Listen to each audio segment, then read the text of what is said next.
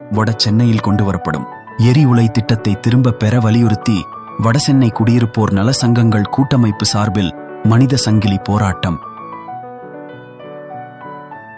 நிலத்தையும் நீரையும் காற்றையும் அழிக்கும் எரி உலை திட்டத்தை திரும்ப பெற வலியுறுத்தி வடசென்னை குடியிருப்போர் நல சங்கங்கள் கூட்டமைப்பு சார்பில் மனித சங்கிலி போராட்டம்.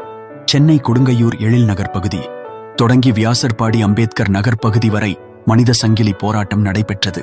இந்த மனித சங்கிலி போராட்டத்தில் கூட்டமைப்பின் தலைவர் சண்முகம், கூட்டமைப்பின் பொதுச் செயலாளர் ஜெயராமன் உள்ளிட்ட வட சென்னையின் பல்வேறு பகுதிகளைச் சேர்ந்த 500க்கும் மேற்பட்ட பொதுமக்கள் கலந்து கொண்டனர்.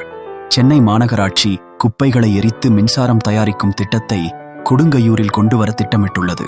இதற்கு எதிர்ப்பு தெரிவிக்கும் விதமாக வடசென்னை குடியிருப்போர் நல சங்கங்கள் கூட்டமைப்பு சார்பில் ஏராளமான பொதுமக்கள் சுமார் 2 கிலோமீட்டர் தூரத்திற்கு பொதுமக்கள் மனித சங்கிலி போராட்டத்தில் ஈடுபட்டனர்.